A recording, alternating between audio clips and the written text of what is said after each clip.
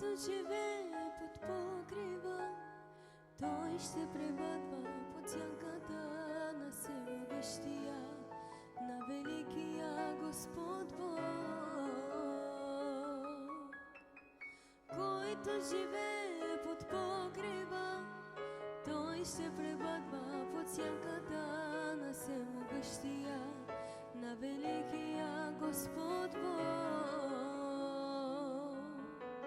Ще казвам на Господа, Той е прибежище мое и крепост моя, Бог мой, на когото уповавам.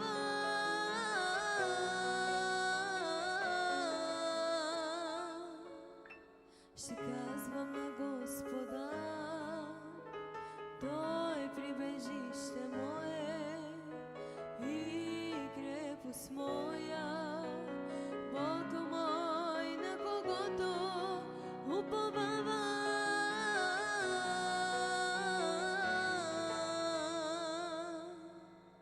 Хиляди ще падат от страната ти и десетки хиляди от десницата ти,